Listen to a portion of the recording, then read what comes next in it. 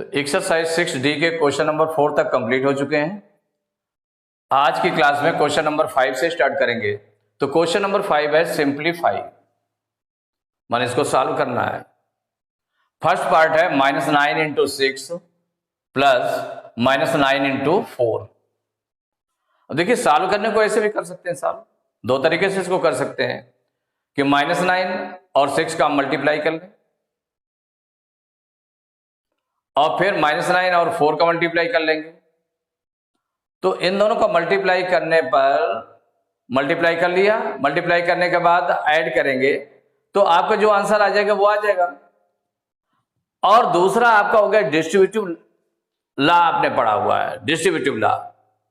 तो distributive law के according क्या है, इसमें जैसे आपने देखा डिस्ट्रीब्यूटिव लॉ में क्या है, अगर a into in bracket b plus c ऐसे लिखा हुआ है, b प्लस सी लिखा हो या b माइनस सी लिखा हो, तो मल्टीप्लीकेशन होता है, मल्टीप्लाई होता है। जो अंदर लिखा हुआ वो प्लस या माइनस में है, अंदर मल्टीप्लाई नहीं है, प्लस या माइनस में है, और ये आपका मल्टीप्लाई में है। तो इसका दोनों के साथ मल्टीप्लाई हो जाता है, मीन्स ये हो जाता है a इंटू बी के साथ में प्लस लगाया तो प्लस लगा दिया गया, a इंटू सी। अलग अलग लिख देते हैं। अगर सपोज करिए यही आपका इस तरह से दे दिया गया है a into B plus a into C, ऐसे दे दिया गया, तब आपका क्या होता है कि इसमें a जो है कॉमन हो जाता है, a कॉमन हो गया। दोनों ये टू टर्म्स हैं तो इसमें दोनों में कौन सा कॉमन है, a कॉमन है, तो a मल्टीप्लाई अंदर क्या बचेगा, इसमें बचेगा फर्स्ट टर्म में बच जाएगा b और सेकेंड टर्म में बच जाएगा c, तो प्लस के बाद हो जाएगा c, तो b प्लस सी। तो वही चीज कि जैसे ये है तो इसको हम इस तरह से एक्सपेंड करके लिख सकते हैं, और अगर ये लिखा हुआ है तो इसको हम इस तरह से लिख सकते हैं कि दोनों में a जैसे कॉमन है तो a कॉमन ले लिया, मल्टीप्लाई ब्रैकेट में क्या बचेगा, तो फर्स्ट टर्म बचेगा b प्लस के बाद सेकंड टर्म है तो सेकंड टर्म में क्या बचेगा, c बचेगा। अगर यहां पर सपोज करिए माइनस लगा होता तो यहां पर माइनस हो जाता। तो ये डिस्ट्रीब्यूटिव लॉ है। तो डिस्ट्रीब्यूटिव लॉ के अकॉर्डिंग इजी पड़ जाता है। सपोज करिए इसी कैलकुलेशन को अगर हम सपोज करिए ऐसे करते हैं कि जैसे लिखा हुआ है कि -9 इंटू 6 प्लस -9 इंटू 4।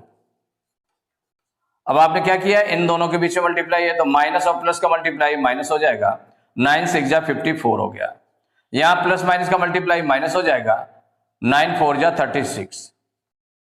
दोनों सेम साइन में है तो ऐड हो जाएंगे और माइनस का आएगा क्योंकि माइनस के नंबर है, तो 6 4 10 की 0 कैरी 1 5 3 8 1 9 माइनस 90 आ गया। एक ये हो गया आपका। अगर सपोज करिए ऐसे सॉल्व करते हैं जैसे आपके डिस्ट्रीब्यूटिव लॉ के अकॉर्डिंग सॉल्व किया, ये छोटा नंबर था इसलिए आपका जल्दी इजी हो गया।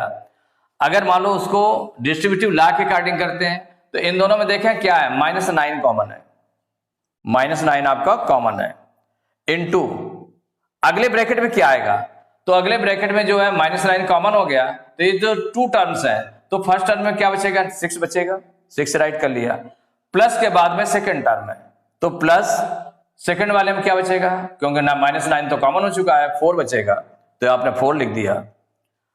अब इसको आगे करेंगे तो -9 इंटू 6 और 4 प्लस हो जाएगा, इसको ब्रैकेट को चालू कर लें तो 10 आ जाएगा। अब मल्टीप्लाई करेंगे तो माइनस प्लस का मल्टीप्लाई माइनस, 10 9 जा 90, तो माइनस का 90 आ गया। तो ये हो गया डिस्ट्रीब्यूटिव लॉ के अकॉर्डिंग आपने कर लिया। तब आपका ये आ गया -90 आ गया, और इसके अकॉर्डिंग भी -90 आ गया, दोनों से सेम आएगा। लेकिन डिस्ट्रीब्यूटिव लॉ से चूंकि छोटे नंबर थे इसलिए आपका ये इजी पड़ गया इसमें करने पर, लेकिन बड़े नंबर होते तो आप जब डिस्ट्रीब्यूटिव लॉ का यूज करके करते तो ज्यादा इजी रहता। तो इसका मतलब ये हम जो करेंगे वो डिस्ट्रीब्यूटिव लॉ का यूज करके करेंगे। तो ये फर्स्ट है -9 इंटू 6 प्लस -9 इंटू 4 इक्वल, तो डिस्ट्रीब्यूटिव लॉ के अकॉर्डिंग ये टू टर्म्स है। देखिए इनटू से जो लिखा हुआ है ये फर्स्ट टर्म इतना है, प्लस के बाद ये सेकंड टर्म है, प्लस या माइनस के बाद सेकंड टर्म होता है। तो यहां पर इन दोनों के बीच में इनटू का साइन है तो ये वन टर्म हो गया और ये सेकंड टर्म हो गया प्लस के बाद। इन दोनों में देख लें कॉमन कौन सी चीज है, तो -9 कॉमन था, -9 एज ए कॉमन ले लिया, इनटू अब ब्रैकेट में क्या बचेगा, ब्रैकेट में तो फर्स्ट टर्म में देखें तो -9 चूंकि कॉमन हो चुका है तो इसमें बचा 6 राइट कर लिया। प्लस के बाद सेकंड टर्म शुरू है तो प्लस, सेकंड टर्म में -9 कॉमन हो गया तो क्या बचा 4 इक्वल -9 इंटू 6 + 4 कितना हो गया 10 हो गया। भाई पहले ब्रैकेट सॉल्व कर लेंगे तो 6 और 4 को प्लस किया कितना हो गया 10 हो गया। अब -9 और 10 को मल्टीप्लाई करते हैं तो माइनस और प्लस का मल्टीप्लाई माइनस, 10 9 जा 90 तो -90 आंसर आ गया। इसका सेकंड पार्ट देख लें, 20 इंटू -17 प्लस 20 इंटू 14, तो इसमें भी 2 टर्म्स है। एक टर्म आपका ये हो गया, ठीक है ना, दूसरा टर्म ये हो गया, प्लस के बाद दूसरा टर्म शुरू हो गया। तो 2 टर्म्स हुए तो इसमें हम क्या करें कि ये फर्स्ट टर्म है, ये सेकंड टर्म है, दोनों में 20 और 20 आया है, इसका मतलब 20 कॉमन हो जाएगा। तो 20 आपने कॉमन ले लिया तो इनटू ब्रैकेट में क्या बचेगा ये देख लें, ब्रैकेट में क्या बचेगा उसको राइट करें। तो 20 चूंकि कॉमन हो चुका फर्स्ट टर्म में तो क्या बचा -17 बचा, -17। सेकेंड टर्म में प्लस के बाद सेकेंड टर्म है तो प्लस, सेकेंड टर्म हमारा क्या 20 इंटू 14 है तो इसमें 20 कॉमन हो चुका है, क्या बचा 14 इक्वल 20 इंटू, अब ब्रैकेट को सॉल्व करेंगे तो -17 + 14 है। इसमें बीच का के लिए साइन नहीं देख लेंगे कि 17 और 14 आपने प्लस कर लिया तो कितना हो गया 31 आ गया, रॉन्ग हो जाएगा। माइनस का 17 है, प्लस का 14 है, अपोजिट साइन में है तो अपोजिट साइन में है तो सब्ट्रैक्ट होगा।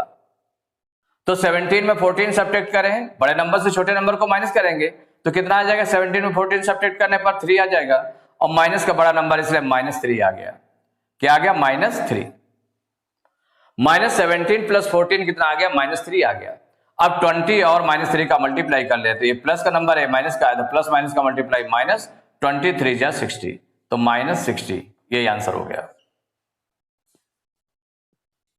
थर्ड पार्ट है -15 इंटू -14, ये 1 टर्म हो गया, प्लस के बाद में सेकंड टर्म लिखा है -15 इंटू -6। तो अब देखिए इसमें सभी में डिस्ट्रीब्यूटिव लॉ का यूज करके सॉल्व किया जा रहा है। माने डिस्ट्रीब्यूटिव लॉ कैसे यूज करते हैं, सबसे मेन चीज है कि वो आपको सीखना है यहाँ पर।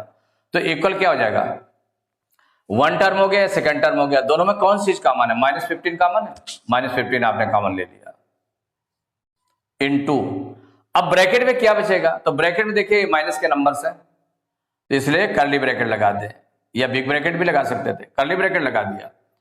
तो फर्स्ट वाले टर्म में क्या बचा आपका, -15 कॉमन हो गया, -14 बचा तो -14 आपने लिख दिया।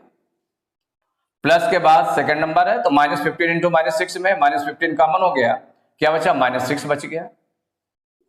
ये बहुत ध्यान रखना क्या बचा, साइन विद साइन आपको लिखना होता है। इक्वल हो गया ये -15 इंटू, अब यहां पर ब्रैकेट ओपन कर ले तो ये आपका आ गया -14 हो गया, कर्ली ब्रैकेट के अंदर जो स्मॉल ब्रैकेट आया उसको ओपन कर ले तो ये -14 हो गया, ये plus minus -6 curly bracket close, equal हो जाएगा -15 इंटू, और यहां पर -14 -6 दोनों सेम साइन के हैं और माइनस माइनस के हैं, दोनों सेम साइन के हैं, माइनस माइनस के हैं तो इसलिए माइनस का आएगा, और 14 और 6 ऐड हो जाएगा, 14 और 6 ऐड होकर के कितना हो जाएगा 20 हो गया तो -20 आ गया। अब इन दोनों को मल्टीप्लाई कर लेंगे तो माइनस माइनस का मल्टीप्लाई प्लस, और 15 2 जा 30 यानी 15 0 जा 0, 15 2 जा 30, 300 आ गया, माइनस माइनस का मल्टीप्लाई प्लस, माने प्लस 300 आ गया, ये आंसर हो गया आपका। फोर्थ पार्ट है -12 इंटू 8 प्लस -12 इंटू 7। अब इसमें देखें सबसे पहले कि ये जो आपका लिखा है 2 टर्म्स है, -12 इंटू 8 है और प्लस के बाद सेकंड टर्म ये लिखा हुआ है -12 इंटू 7, दोनों में कौन सी चीज कॉमन है -12, तो -12 आपने कॉमन ले लिया इनटू, देखिए ब्रैकेट में क्या बचेगा नेक्स्ट ब्रैकेट में, तो फर्स्ट टर्म में देखें -12 कॉमन हो गया तो 8 बचा, क्या बचा 8, प्लस के बाद सेकंड टर्म है तो प्लस लगाया, -12 कॉमन हो गया तो क्या बचा 7, इक्वल -12 इंटू 8 + 7 कितना हो गया 15, ब्रैकेट को सॉल्व कर लिया आपने तो 8 + 7 कितना हो गया 15। अब इन दोनों का मल्टीप्लाई करें तो माइनस प्लस का मल्टीप्लाई माइनस, अब इससे मल्टीप्लाई कर लेंगे तो 15 2 जा 30 की 0 करी 3, 15 1 जा 15 3 18, तो माइनस 180, ये आंसर हो गया। तो एक्सरसाइज 6D के क्वेश्चन नंबर 5 तक कंप्लीट हो चुके हैं। नेक्स्ट क्लास में क्वेश्चन नंबर 6 से स्टार्ट करेंगे।